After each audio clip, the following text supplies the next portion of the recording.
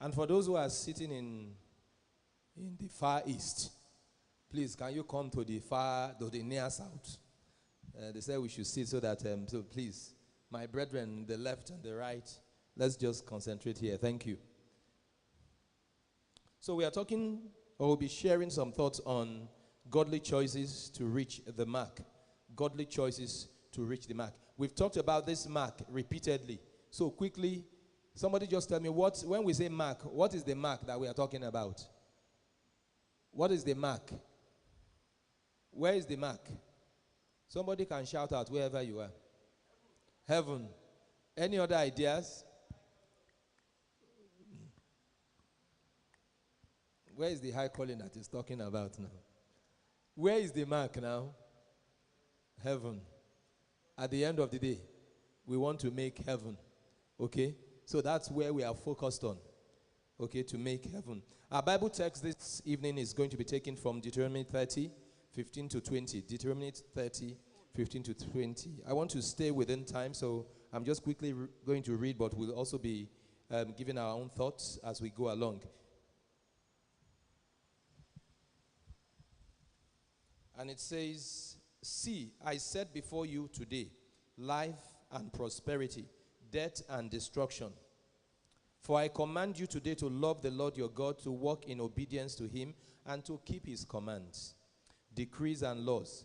Then you will live and increase, and the Lord your God will bless you in the land you are entering to possess." This is God's admonition to the Israelites. "But if your heart turns away and you are drawn away to bow down to other gods and worship them, I declare to you this day that you will certainly be destroyed. You will not live long in the land you are crossing in the Jordan to enter and possess." 19. "This day I call the heavens and the earth to witness against you, that I have set before you life and death, blessings and curses. Now choose life, so that you and your children may live, and that you may love the Lord your God, listen to his voice, and hold fast to him. For the Lord is your life, and he will give you many years in the land he swore to give to your fathers, Abraham, Isaac, and Jacob." Praise the name of the Lord. So I said before we continue in our study of pressing towards the mark. But today we want to see how the choices that we make can keep us on track towards the mark or derail that journey. Now, when we talk of pressing towards the mark, we obviously understand that to mean that there is a journey that we are on. And that journey is supposed to be taking us somewhere. And as Pastor said, that journey is to take us to heaven. We all know, even in this mission, our number one goal is to do what? What's our number one goal? What's our number two goal? Some people don't even know the goal. They are just coming to church. Number one goal is to make heaven. And number two goal is to take as many people as possible. But the truth is that on that journey we encounter a lot of things. And on that journey we have to make some choices and we have to make some decisions. And on a daily basis, you and I know that we make some decisions. Some we are not proud of, some we are not sure of, some we just hope that God will just have mercy on us. But eventually all these add up. At the end of the day, at the end of the week, at the end of the month, at the end of all our years, they all add up to show whether we are on the mark or whether we are off the mark. The passage we just read, Deuteronomy 30, 15, 20, was God's admonition to the Israelites and telling them to choose between life and death. And every time we make a decision, that's actually what we're doing. We're choosing life or we're choosing death. We may not actually see the death in the sense of actually physically dying.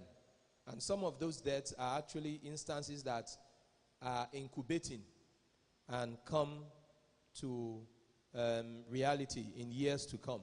And that's why I said we should pray that prayer before we started, that every choice, every decision that we have made in the course of our walk with God that is taking us away from the path of destiny, that God should reverse it and have mercy on us in the name of Jesus. But the truth is that the society we live in today presents us with so many enticing things that look good. We can even rationalize it. In fact, some of us will say, don't you know, we live in Nigeria. And unfortunately, some things which in times past we consider as obscene have now gradually creeping in and becoming the norm. So we have become indifferent to things that we should rise up and say no to.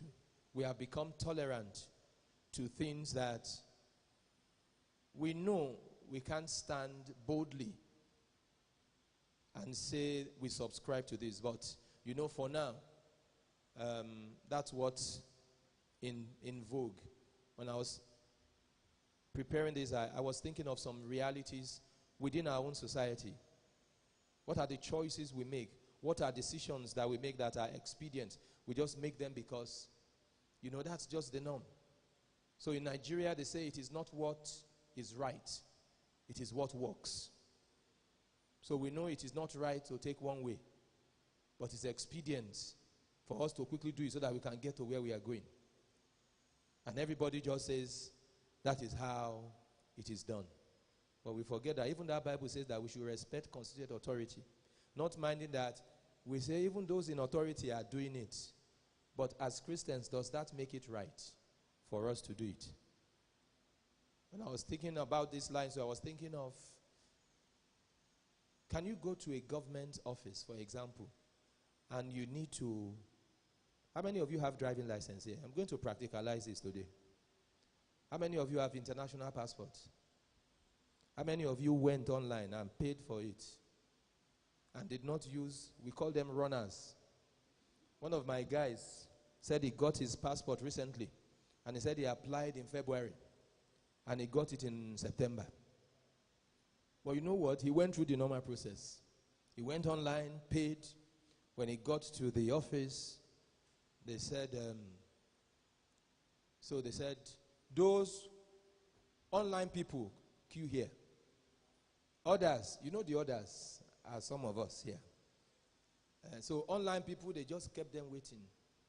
He said he had determined that for the whole day, he has dedicated it to that office. And eventually, he got it done. By the time he eventually got the passport, it was ready 3 months after he did it, but he only got it in September. How many of us are like that? We do what is expedient, not what is right. Choices, they all add up in the end. Cutting corners.